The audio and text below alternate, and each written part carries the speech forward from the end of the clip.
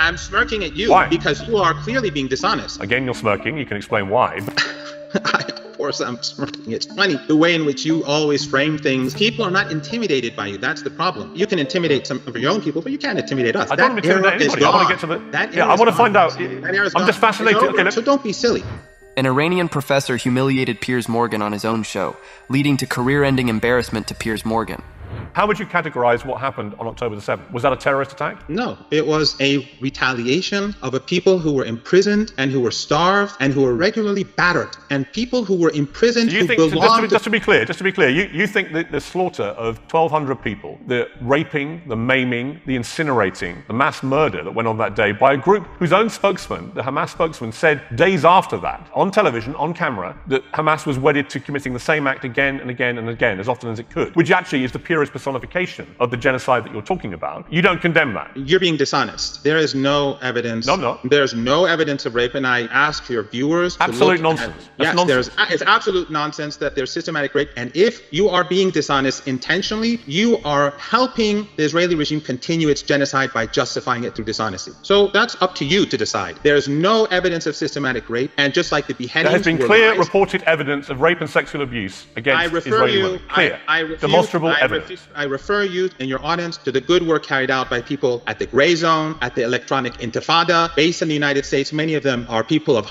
they're excellent reporters, and you should invite them on your show to talk about these allegations. I've talked to top reporters who've covered this. Well, I'm also interested, Professor, that you only want to deny that there was rape. You don't want to deny the incineration or the beheading or the mass murder of Holocaust survivors, the kidnapping of several hundred people, including babies. I mean, do you condemn any of that, or do you think all of that is justified? Look, Piers, you're trying to play with words, and that's fine, as long as you're not trying to you're playing because there is no evidence of beheadings. You're just taking the dishonest Israeli regime's account, which they have no evidence, and people have written articles about there was this. Demonstrable, proven evidence that people were beheaded. Provable evidence. And so more than that, we know from Hamas's own video coverage of what they were doing in real time that they proudly broadcast to the world. They didn't try and hide this. I'm just curious why you, who is so incensed by what you see as Israeli genocide, why you would not be equally incensed by genocidal behavior from Hamas that day. No, you're not being honest. And where did they broadcast this footage of beheadings, the Hamas, to the world? Can you put it right now where you have? I didn't say they broadcast the beheadings. There was evidence found of people who'd been beheaded. That was not broadcast. But what was broadcast was the one. I didn't say there was footage of the beheading. I said there was evidence found that people had been beheaded. Right. But I would also say to you that what was broadcast by Hamas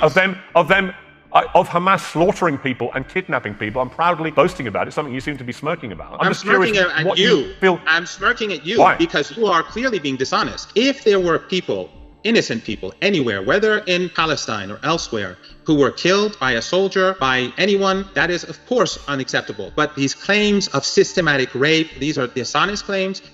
People have done hard work to prove that there is no evidence for these systematic rapes and beheadings, and these were used as propaganda to justify the beginning of this Holocaust in Gaza. And those who continue to make these you talk about me being dishonest, Professor. You talk about me being dishonest, but what you've just said is an absolutely shocking example of dishonesty. Hamas didn't even try to hide what they did. They made no secret of their delight, their joy, their pride in what they were doing. Some of them rang family members back in Gaza to boast about what they'd just done, to old women, to children. And I'm just curious why you can't find yourself able to condemn it. Piers, in the day and age when everyone has cameras, and there are cameras all over the place, show us the evidence. Show us the evidence, especially in Israel, which is a society which has cameras all over the place. But you don't have footage of any beheadings, and you don't have any footage of any rape. I wonder why. Well, there were bodies found who had been beheaded.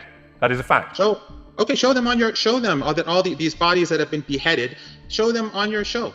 Show those pictures. How many people do you think were killed that day? I think roughly between 1,100 and 1,200. Many of them were soldiers. So you accept there was a mass slaughter. Does that constitute genocide to you? Is that an attempt at genocide? No, it's like you saying that the French resistance, which was operating against the Nazis, and they go and carry out an operation, and during that operation, some children are sadly killed. So you say, so the whole French resistance is illegitimate, and the Nazis' occupation is legitimate. That's nonsense. If, as I said very clearly, wherever an innocent person is killed, that I condemn, everyone condemns, and I wish you would condemn, because a genocide is taking place, and you are putting forward claims without the justification to make them, without the evidence to make them. I would refer you again to those websites and those reporters and journalists who've proven that the claims were inaccurate, to say the least, and dishonest, most probably. What is the view from Tehran about what's happened here?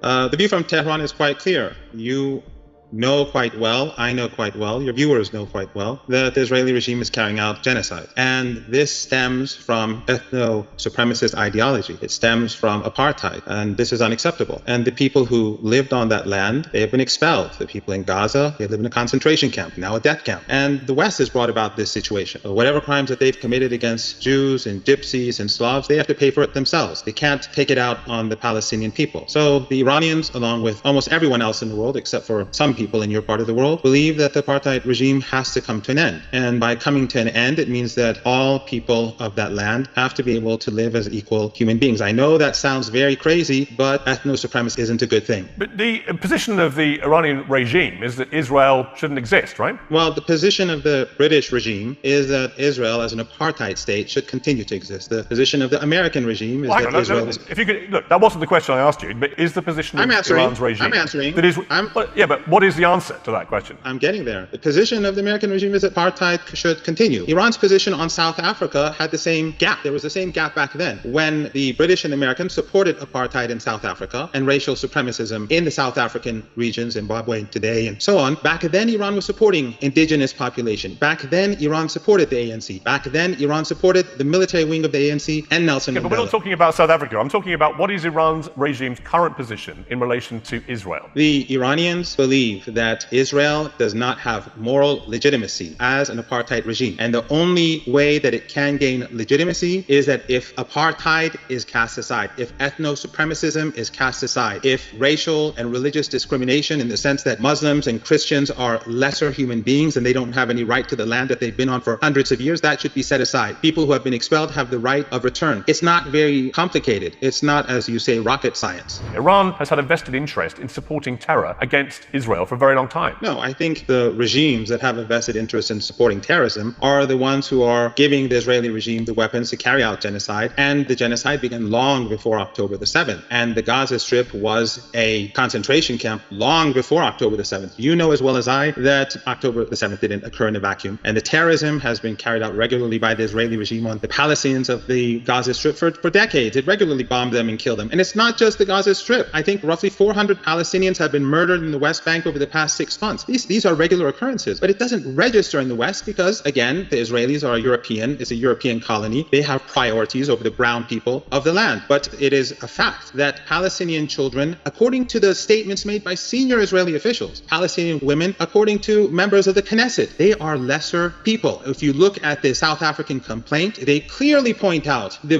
views of these people and the starvation siege and the intention to starve the people of Gaza, women and children. That is because they look at them as inferior people. This is not about two armies. This is about a subjugated people trying to stand up for their rights. So don't be silly. The Israeli regime, they're always lying, just like the Al-Shifa hospital. They're full of underground tunnels. Where were the tunnels? And then at the beginning, when they struck the Al-Hili hospital and killed hundreds of people, they said, no, it was the resistance. And the Western intelligence agencies said the same thing. And then we saw them hit hospital after hospital after hospital after hospital. So you put your faith in the narrative of these child killers who bomb hospitals and destroy the very basis of humanity, the very basic needs for ordinary people in Gaza. The Holocaust continues as we speak today. When the president of Brazil and other world leaders say what the Israeli regime is doing today to the people of Gaza is just like what the Nazis were doing in Germany, no one is going to forget because the Iranians retaliated. If Israel does strike Iran, it has a far more sophisticated and powerful military capacity. And if America was to defend it against any further retaliation of the kind that you're describing, then Iran would get wiped away, wouldn't it? I mean, you can't possibly compete with the combined military firepower of countries like Israel and America. Why would you pretend otherwise? That's your wishful thinking. The Israeli regime is vulnerable and weak, and it has shown itself to be incapable of taking a dot on the map. They haven't been able to take Gaza after 6 months of genocide. They haven't been able to take even northern Gaza after 6 months of genocide. They have to withdraw at least 100 to 200,000 people from northern Israel because they cannot stand up to Hezbollah. They cannot push Hezbollah back. They cannot defeat them. So you think the Israeli regime is going to defeat Iran? Your media outlets in the West have been misleading the people for 2 years now, saying Ukraine is winning, Ukraine is winning. Suddenly everyone is saying Ukraine is falling apart. dishonest narratives and reporting dishonestly to your own people ultimately hurt the people of England and Europe and the United States. And your endless wars based upon this nonsense and this misinformation lead to huge waves of refugees. And then the people of Europe feel overwhelmed by these refugees that you yourself brought upon yourself.